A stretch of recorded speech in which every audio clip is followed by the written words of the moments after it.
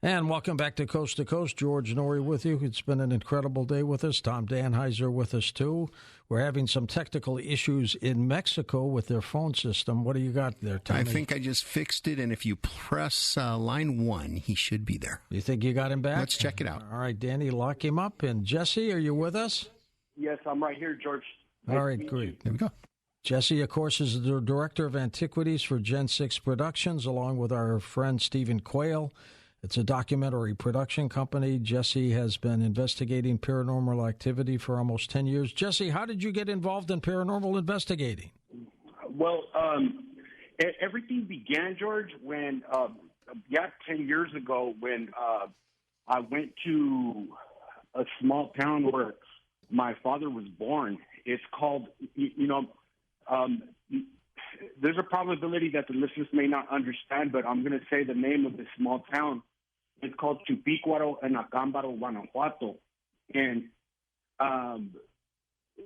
there was word that there was artifacts being discovered within this area, but soon after I had heard about this, I have a cousin of mine who lives in Mexico City who bought some land south of this particular little village town that I just mentioned. And this piece of land that he bought, it was probably at the time about 10 acres. They repossessed the land from him. Oh, they did? Oh. Yes. But at that time, while it was still in his name and he still had access to it, it was, like I said, it was about 10 acres. One night there was a storm, and the water was coming down incessantly, and it just, the winds were blowing hard, and it softened up a mountain that was on his property, and it created a landslide. And some of the workers that he had on his property, they contacted my cousin in Mexico City, who is a world-renowned orthopedic surgeon, and they let him know that they had made some strange discoveries on his property. And so my cousin, that same weekend, he made his way to his property to see what his people were talking about and making reference to. And it turned out that some of the artifacts that they showed him had oval-shaped, almond-eyed extraterrestrial beings. Jeez. And once he took possession of the artifacts, he called me on the phone, and this was 10 years ago. He called me on the phone, and he said, "Hey, can I come see you?" I said, "Sure, no problem." He said, "Can you pick me up in the airport in Tijuana?" So I went to Tijuana. I had no idea what. I hadn't seen him in a while, and he comes down, and I pick him up in Tijuana. And it's customary for here in Mexico, when you pick up a family member, you take the suitcases from him and help him, into the car. And when he handed me one of the suitcases, I noticed it was extremely heavy, but I didn't think nothing of it. I'm like, whatever, let's go. And we got to my house, and he opened one of these suitcases, and how he got him through the airport, I don't know. That's a good question. Yeah. And he opened the suitcase, and he had 3 different pieces. And at that time, when he showed these artifacts to me, I didn't know what I was looking at. I had no idea. I started looking at the hieroglyphs and the picture, the iconography on these artifacts, and and it was displaying, extraterrestrial beings with different types. But the most common one would be the gray alien, the 4 to 5 foot, slender body, long neck, yep. big oval head, and almond eyes. How old do you think the artifacts were, Jesse? Okay, well, we've done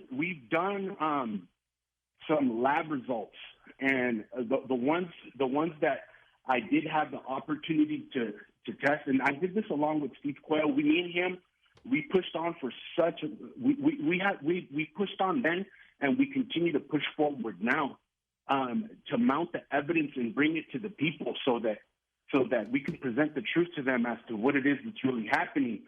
But those artifacts, I'm not going to say the name of this guy.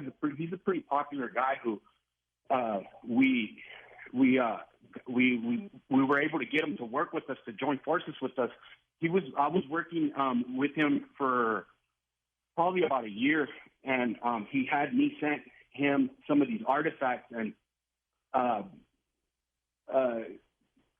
what he said to me after I was able to get these artifacts into his hands, he said to me, "I will give you a response as to what or what the age through carbon testing is behind these artifacts." And after 2 weeks, when he was supposed to give me an answer, I guess the reptilian oligarchs who rule or run the standard narrative shut him down, and he disappeared. I was unable to get to make contact with him, and I continued to seek him out. And then sometime later, he was seen on doing his videos and making presentation of some of these artifacts, but communicating a different message than the type of message that I would communicate to the people. And it's the same message that I'm going to communicate to your audience tonight, George. But he went on his own platform, and he indicated with some of my artifacts, saying that he did some thermoluminescence testing, nuclear fusion, and C14 carbon dating. Mm-hmm. And he was claiming that the artifacts were from 9,000 years old. Wow. But he stole your artifacts. He did, but the thing is this, George, is that here's the thing, and this is why I believe that it's made it so difficult for us, is that the people there's probably right now off the top of my head, there's 6 different regions throughout Mexico where these artifacts are surfacing, and there's so many of them coming up that the government can't contain it. It's impossible for them to contain it. And one of the locations where I did one of my expeditions with Steve Quayle and Gen 6 Productions, we went into the back of just the people who live within the community. It's in the Tula region of Allende. I think it's southeast of Mexico, where you'll find the Atlantis giant statues, and the archaeological site is in the dead center of the main town. But see, the thing is that the town was established there first before the archaeological site was discovered. Once the archaeological site was discovered, they fenced as much of the zone as they possibly could, but there was already probably about 15 to 20,000 people who had already settled there after this location was discovered.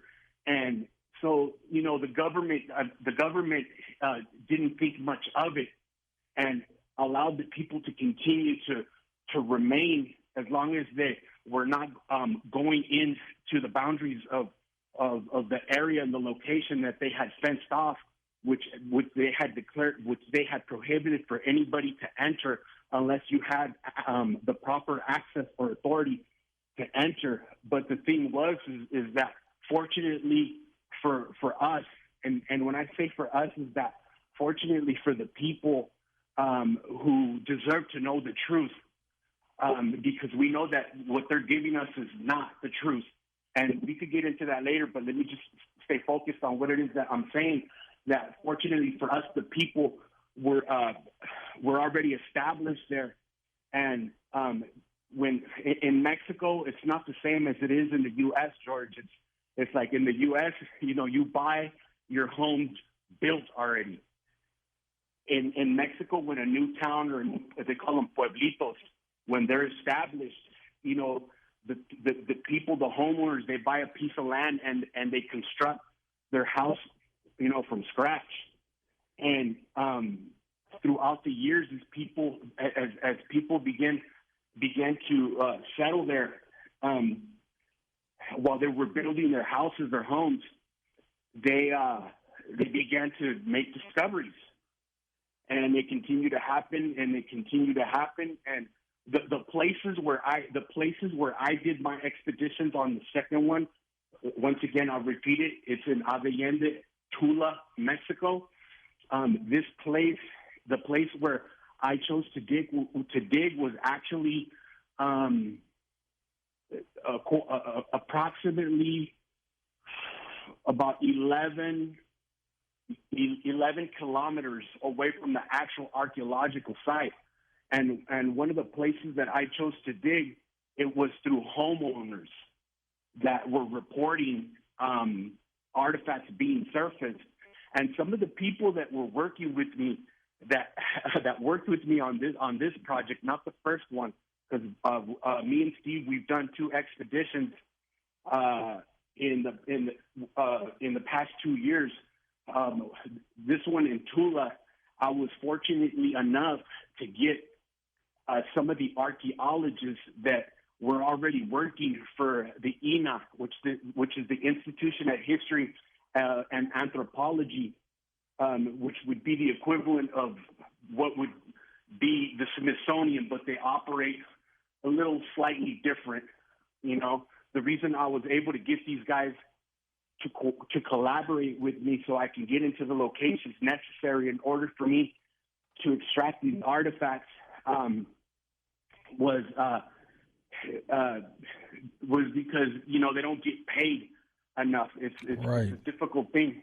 Well, Jesse, who do you think made the artifacts? The indigenous people of that era?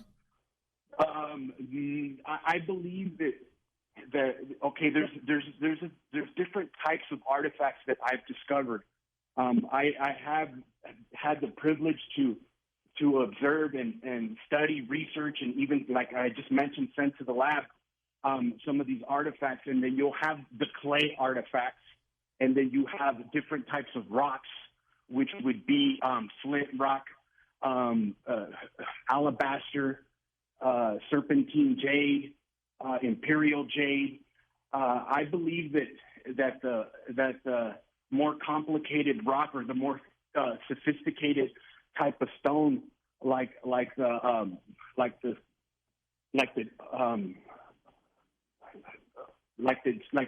serpentine jade, mm-hmm. or the flint rock, I believe that those were made by hybrids, and I believe that some of them were assisted, and I believe that some humans were assisted and taught by actual extraterrestrial beings to make some of these artifacts.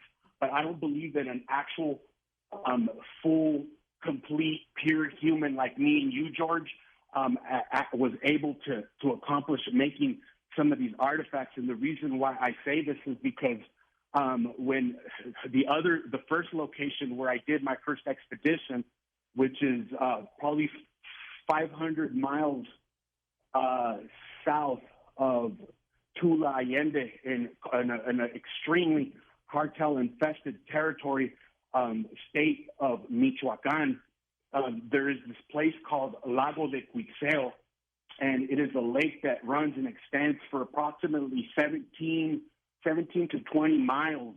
And the artifacts that I discovered there, George, were extremely mind-boggling in the sense that they are immaculately perfect in the way that they were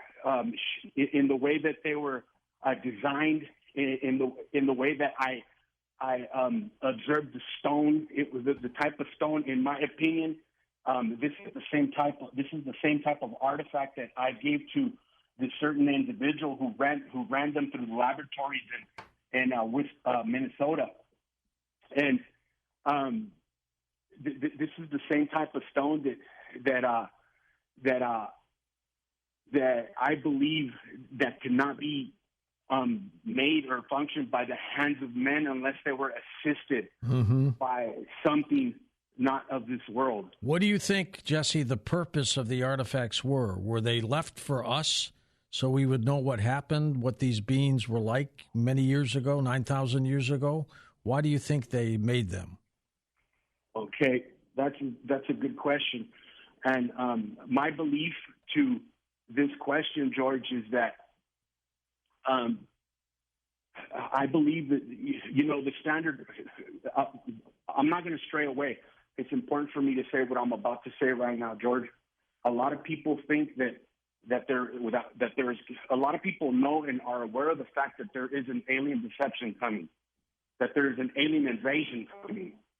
But from what I see and when I make observation of people online who give these presentations, and I'm not trying to bash on nobody, and I'm not trying to discredit anybody. I'm just making this conclusion based upon my own personal observation and experience on how I'm dealing with these artifacts and the discoveries that I've made.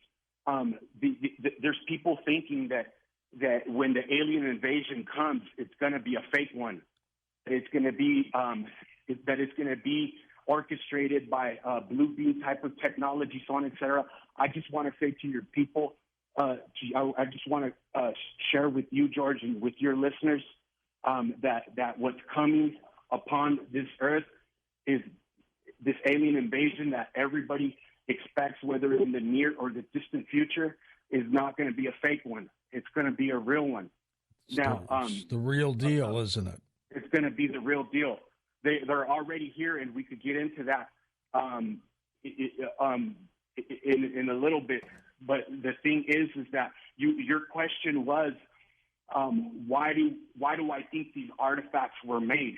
Well, like I was saying, is that I believe that this earth truly, genuinely belongs to us. And I believe that when this earth was created and we were created in it, that it was created for us to dwell here. It was created for us to dwell, to rule, and to subdue the land. And these entities, the reason why, and I'm going to connect this, George, to current events, to what's happening right now. All right, hold on for a second, Jesse. We're at a break. We're going to take a short break. We'll come right back with you. His website is part of Steve Quayle's Gen6.com, linked up at coasttocoastam.com. We're talking with Jesse Alberto. He is live in Mexico. He is the Director of Antiquities for Gen6 Productions. You hear we're talking about artifacts of what could be extraterrestrials. And welcome back to Coast to Coast. George Norrie with you, Jesse Alberto with us as he is live in Mexico. We are going back to him now to talk about this incredible discovery. How many artifacts might there have been, Jesse? Well, from the time that I began investigating this, I can easily count it in the thousands. And even before me being on location and beginning to document this type of information to bring me to the point where it is that I'm at right now at this moment.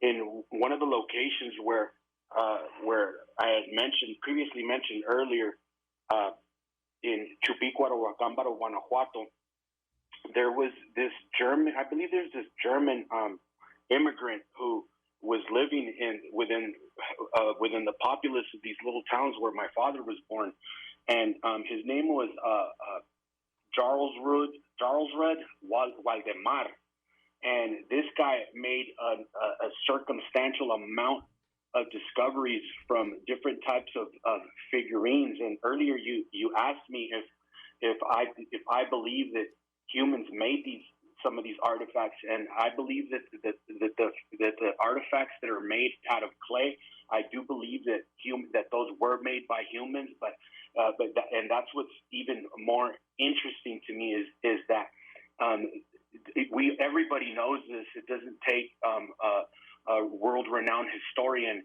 to know that whatever depictions we see within the ancient cultures worldwide is what the people were seeing and what they were witnessing and what they were testifying in, even up to a certain point. It's now beginning to surface in our time, and it's what we're witnessing and it's what we're testifying in the skies. But when it comes to these many artifacts, to how many artifacts that I have seen them in the thousands. Like I said, George, that there's no containing it. I've explored the whole Mexico region, and I can name off the top of my head 7 different states that I know that there is and there are artifacts that are being discovered and surfaced all over the place. But there's also other people, like I said, I'm not going to mention no names, that I've heard on your program before, that they've been around here and sifting through this type of territory, sifting through the territory, investigating this same topic. And the only differences between, and they know that it's extremely dangerous to come in here and set something up in the way that me and Steve have had the privilege and the opportunity to be able. I'm a native from here, George, so I know how to move, and I know how to interact with people, and that has been my biggest advantage to bringing this type of evidence, where I know that there is other investigators, extremely popular gentlemen from TV, from History Channel, from Discovery Channel, so on, etc., that have been over here just slightly investigating the topic, because they can't get any deeper. The deeper you go in, and you put yourself at risk. Even another one of these gentlemen, certified archaeologist from the U.S., was in Jalisco, Ojuelos, and he was mingling with the people probably for about a couple of years, and this gentleman ended up taking him for ransom, and he kidnapped him and they emptied out his bank account. Thank God that nothing happened to him, but there's just like I said, I've explored probably about 89% of what we know is Mexico today, and these artifacts are surfacing throughout the whole region. And the reason why we have access, why I have access to them in the way that I do, is because it's uncontainable. When I was in the Yucatan region, which is connected to Central America, I went over there exploring, and they have it completely contained over there. Everything is gated, like the whole state is completely blocked off, and you can't get into any of the. And I don't illegally enter any zones, George. I'm not doing this illegally. I show up to wherever location it is that I have set in mind, and I mingle with the people, and I get to know the people. I talk to the people, and I'm able to move and discern if there's danger, because it's they're my people. I know how my people think, and I know how they move, and I know what signs to look for when it's no longer safe and it's time for me to tuck tail and run. How many artifacts, Jesse, did you give to this guy who was going to carbon date them for you and stole them? How many did he take from you? I gave him, I think there was a total of, it's been years. If there was a total, he's a very well-known guy too. I gave him probably about like 5, I think. Is he a Mexican or United States citizen? He's an American. He's an American, and even some of the people here, check this out, George. Some of the people that I've worked with also have given artifacts to other investigators who have also been on your show, but I'm not going to say no names. And they have completely ran off with them. Jeez. They take off with them. So everybody knows well, let me just say this, Steve, George, that as time continues to progress, more has to be revealed. The people will find out. And the reason why me and Steve do and have done what we are doing in the way that we have, our next documentary that's to be released anytime now, it's two different locations. It's two different archaeological sites here in Mexico, and we go step by step with the investigation. Yeah. Into the zones. When we enter the zones, we enter the locations. I'm talking to the people. I'm explaining what it is that we're doing, and to the point where we bring in the technology that's necessary in order for us to scan the ground and bring the archaeological team and get them digging and start extracting artifacts out of the ground. George, it hasn't been easy thinking of it now in the way that it needs to be done. It hasn't been easy, but like I said, fortunately for us, we have been able to document on camera this type of information so that we can give it to the people and they can see for themselves. What can you conclude at this point, Jesse, knowing what you know about artifacts, about 9,000-year-old ETs on this planet, that they may still be here? What can you conclude for us? Well, what I can conclude for you guys is that if your public and your listeners, I would encourage them to study the images, not only on just the artifacts that I've investigated, but it's all over in every culture, all over the world, and the images, the activities that we see them doing on these images, which is at the end of the day, I'm just going to narrow down. It's them messing with the human genome, manipulating our DNA. I believe that they're pushing towards that again, and these artifacts display this type of information. Every single artifact that I've researched and I've analyzed and studied and just meditated on its iconography and its hieroglyphs, its images that are embedded on them. None of them show anything that I can see that can benefit us as humans. The artifacts that are based on the ETs, the alien grays, for example, Jesse, how big are they? Can you kind of describe for us what they look like? Yes, some of them. You know what, George? Some of them are the size of sliding doors. They're panels. That big? Yes. Just recently, some of the guys that I was working with last year, they just found a cave, and the cave has I think it's a tomb. I really haven't paid much attention to it because the reason why is because if I start giving them this attention, they're going to continue to call me. They're going to continue to make contact with me. They're going to continue to want me to go over there. And unless the moment or the situation calls for me to continue to pick up my investigations, I'll go over there and document it. But they did send me some videos of a cave that they found, and I've seen statues. I've researched and analyzed statues that weigh at the most up to 3 tons.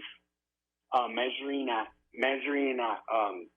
I myself have not had the opportunity to excavate or extract an artifact that big from the ground, but because for the simple fact, George, is that it is pretty dangerous over there. And when I start, sure. once I spend time, in the midst of all of these people, and they know that I'm connected to Steve, and they know that Steve is a white man, and they know this and that, like, my life is in danger. And to me, the artifacts that I have discovered and extracted from the ground, the ones that are documented in our film, I'm happy with those because, in the beginning of every single one of these projects, we really don't know what's going to happen. We're just, we're setting things up, we're preparing things, and we know that this. And here's another thing, George, is that Steve didn't bring me on board with him just like that. I had to prove to him that what it is that we were doing was a legit thing. Oh yeah, he's a tough investigator, Jesse, as you know. He is. Yes. I've had the privilege to be working with him for some years now, and he's taught me a lot. And he continues to teach me how to move, how to operate, how to respond to certain situations in a professional manner. But I myself would have never taken this upon. I would have taken this project on if I would have known that it wasn't real. And when it comes to discerning and distinguishing the real from the fake, there is a lot of fake out there, George. But that's why we do what we do. That's why we have documented this film step by step, so that the people can see for themselves that what we are bringing to them is a legitimate thing. And this legitimate thing that we're presenting is not a simple thing. It's not a small thing. It's a serious message that these artifacts convey. It's a sign not only for the townfolk, but to the people all across the world. And like I said, there is a lot of counterfeiters out there, for the simple fact that this type of information that these artifacts bring is information that's extremely valuable. I see the information more valuable than the artifacts themselves, because these artifacts are speaking, and they're speaking a message. And not only is it a message, but it's a warning along with the message, which what once was and what will be again, in my opinion, based upon what it is that we're seeing move through the skies. I mean, the sightings are continuing to increase by the day. What is your take, Jesse, on the recent U.S. congressional hearing on UAPs, as they call them? What do you think of that? Okay, well, when it comes to dealing with those, not trying to be hard or disrespectful, George, but when was the last time anybody from within the legislative branch or any legislative branch of the government, when was the last time they have spoken the truth to us? When was the last time they have given us any information that was of any value? When was the last time that they have pushed to do something to improve our way of life instead of what they're doing now and what they have been doing throughout history to bring us to this point to where they want to oppress us? They are working in conjunction with these entities. These entities are not independent to what we're seeing happen all over the world, George. This is all connected. And I'll give you an example. Earlier, you asked me what it is that you asked me. What is the purpose of these artifacts? And the purpose to these artifacts is the nature of their movement and how they're operating right now. And what is the nature of their modus operandi, you might ask? Well, let me just tell you, George, that the nature of these entities that we're dealing with is extremely demonic, and it's connected to the occult.